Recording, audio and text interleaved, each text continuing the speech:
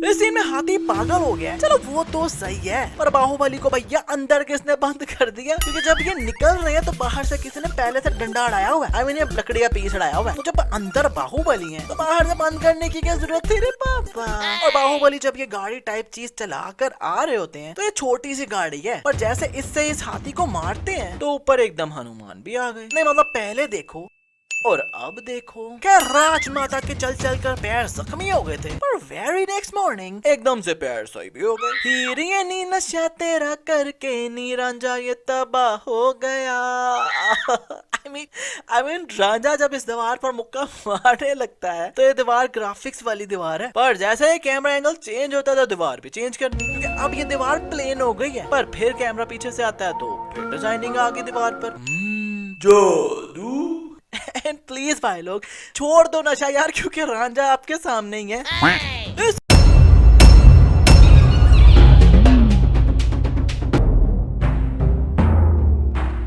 Scene में देवसेना पर हमला हो गया है तो इनके सैनिक जोश में भागकर लड़ने के बजाय ऐसे बचाने जा रहे हैं जैसे टट्टी का प्रेशर रोक के भाग रहे हो। नहीं भाई पहले तू कर लेता खुलकर फिर चला जाता लड़ने। I mean, यार कोई एक्सप्रेशन तो देख, कोई कुछ तो होना चाहिए फेस पर नहीं। और देवसेना इस कपड़े को ऐसे करती है तो पीछे वाली चिरकुट पार्टी ऐसे ही उड़ गई। नहीं भाई कोई धूल मट्टी है क्या जो कपड़े को हिलाया और ये लोग उड़ भी गए, और वो भी सिर्फ ऐसे ही करने से। और जब देवसेना ने हिलाया कपड़ा तो ये कपड़ा भी एकदम सही था, और जैसे कैमरा सामने आया तो वो तो कपड़ा टोटे टोटे हो गया, वो कपड़ा टोटे टोटे हो गया। एंड लिटरली भाई लोग इस देवसेना की तलवार से रियल तलवार तो मेरे पास है, और वो भी फेक ही है, पर इससे तो रियल ही लगती है। फिर देवसेना इस चिरकुट को घुमाकर किक मारती है तो ये तो जॉन सीना ही बन गई, क्योंकि भाई look at his I mean her hand. अबे देवसेना का इतना मर्दाना हाथ कैसे हो गया? और इस चिरकुट को किक मारने लगती है तो ये तलवार मारने आ रहा था, पर अब तलवार बीच में लेकर खड़ा ही हो गया कि लेडीज फर्स्ट। अरे भाई मार भी तो जो मारने आया है। सबने बाहुबली पर हमला कर दिया है, पर ये चिरकुट अच्छा वाला मारने आ रहा था, पर एकदम से रुककर अपनी बारी का वेट करने लग गया।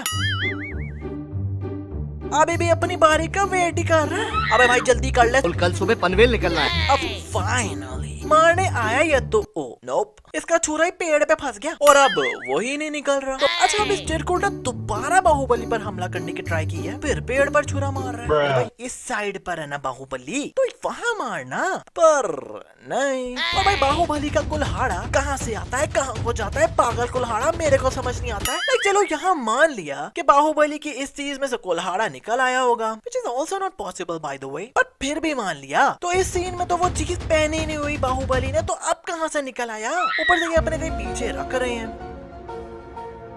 पर जैसे कैमरा पीछे से आता है तो अब तो वो पीछे भी नहीं है। अबे कुल्हाड़ा गया कहाँ? Explain us please. And look at this घोचू जो कट्टप्पा को बस मारने वाला है, पर कैमरा बाहुबली पर आता है तो फिर से मारने आ रहा है। एक तरफ बैल है, दूसरी तरफ बैल बुद्धि, बच्चा मर जाएगा ना। बच्चा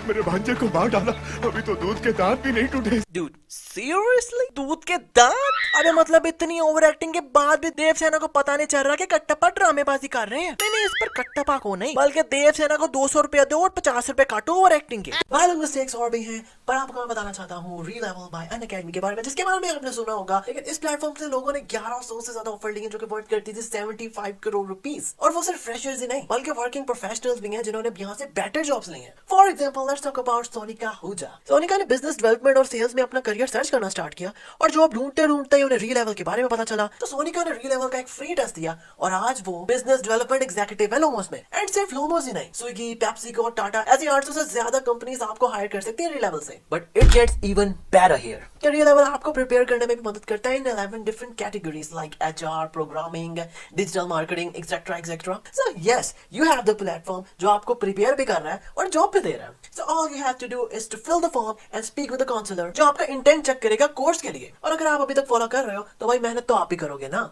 और रीलेवल कोर्सेज सारे बेसिक कॉन्सेप्ट को कवर करता है। मतलब अगर आप ऐसा फ्रेशर हो और आपको करियर स्टार्ट करना है, या आपको अपनी जॉब स्विच करनी है, या फिर आपने अपने करियर में थोड़ा सा ब्रेक लिया है, now you want to resume your career, so this course is for you. Relevel आपको अपना करियर बनाने के लिए हेल्प करने के लिए ऑल इन है और आपके पास है सोनी का और ऐसे हजारों कैंडिडेट्स जैसे बेटर करियर अपॉर्चुनिटीज लेने की option. So I think choice is clear. What you guys are waiting for? Go check the Relevel and take the next step to success.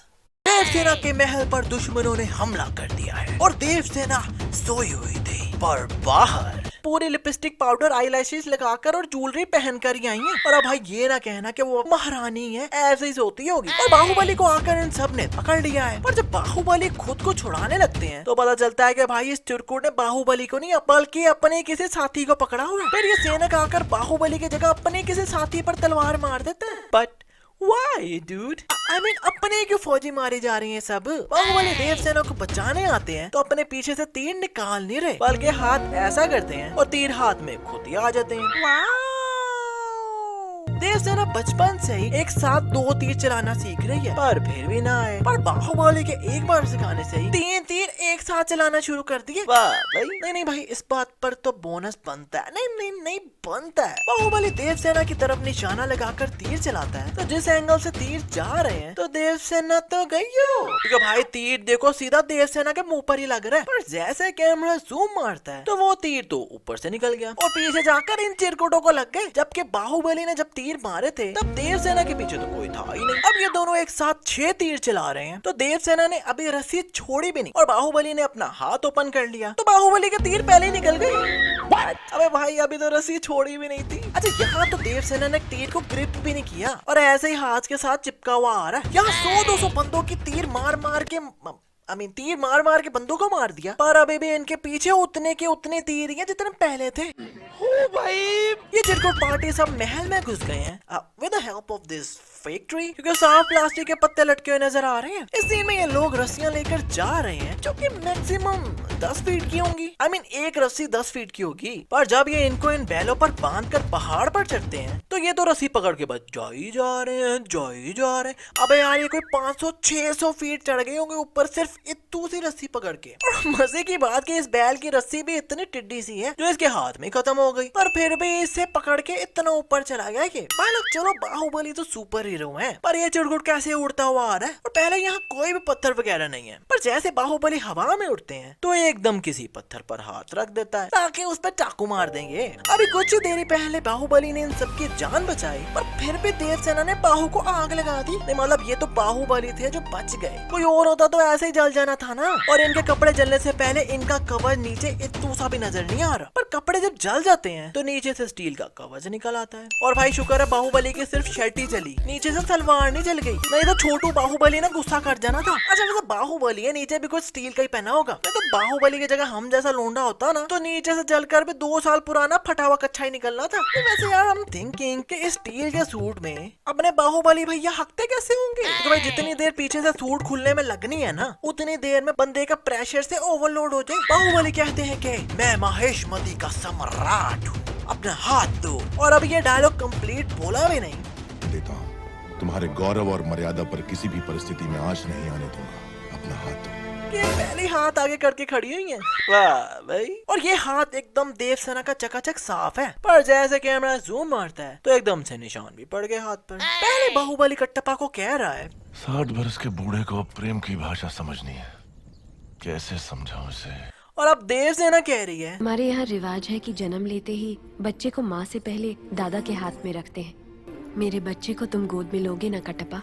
कट्टप्पा भी लाइक अबे मेरी दाढ़ी काली कर दिया इन्होंने, पर फिर भी ये लोग मुझे जवान क्यों नहीं समझ रहे। अरे मतलब भाई जब हमारे बाहुबली भैया पैदा हुए थे तब कट्टप्पा 21 साल के थे, तो अब क्या बाहुबली 40 साल के जो ये 60 को बोल रहे हैं। चलो मान लिया कि ये 60 के हैं, तो ऐसे जो बाहुबली का बेटा पैदा हुआ तो जब वो बड़ा हुआ तो यहाँ कट्टप्पा के 90 साल के हैं। और मजे की बात, कट्टप्पा इस पूरे पार्ट में अपनी दाढ़ी काली करके फिरते रहे हैं, पर जैसे बाहुबली को मारने जाते हैं तो साइड से इनकी व्हाइट दाढ़ी नजर आ रही है क्लियरली। नहीं मतलब कट्टप्पा अंकल फिल्मी सीन्स के साथ फिल्में। इस सीन में राजकुमारी कश्ती में जाने लगती है तो नीचे से फट्टी ये नीचे गिर जाती है, पर भाई ऐसे फट्टी को कौन रस्सी बांधता है। अबे मतलब इस रस्सी को फट्टी से बांधा नहीं हुआ, बल्कि ऐसे ही रस्सी को ऊपर रखा हुआ है। पर जब बाहुबली पानी में जंप मारते हैं तो यहाँ से तो वो फट्टी पूरी की पूरी गायब हो गई, जबकि इस फट्टी को इस कश्ती से क्लियरली बांधा हुआ था, पर वो तो गायब ही हो गई। बाहुबली ये कश्ती को देवसेना के पास लेकर जाकर ऐसे खड़े हो जाते हैं कि देवसेना ऊपर से चली जाए, पर भाई यहाँ तक ले आए हो आप, तो थोड़ा और ही आगे ले जाते कि देवसेना डायरेक्ट कश्ती में चली जाती। और इतनी हीरोपंती दिखाने की क्या जरूरत थी रे बाबा। अरे क्या करें, सबकी आती नहीं, हमें ही आती नहीं। छोटी बच्ची हो क्या? और देवसेना भी बाहुबली के साथ जा रही है, वो भी नंगे पाँव। I mean, बहन आप राजकुमारी हो, एटलीस्ट एक जूता तो पहन लो। और ये भी बाहुबली के ऊपर से नहीं, बल्कि अभी भी बाहुबली के पीछे कोई फट्टा ही रखा हुआ है लकड़ी का, जिसके ऊपर से ये जा रही हैं। क्योंकि भाई क्लियरली नजर आ रहा है कि ये बाहुबली के ऊपर से नहीं बल्कि खैर आजकल बस इतना ही। वीडियो अच्छी लगे तो वीडियो को लाइक करो, कमेंट करो, शेयर करो और फिल्म को सब्सक्राइब करके बेल आइकन ना दबा डाला तो लाइफ विल नॉट बी चिंगालाला। और रियल लेवल का लिंक डिस्क्रिप्शन में है, तो उसे चेकआउट करना तो बिल्कुल ना भूलना।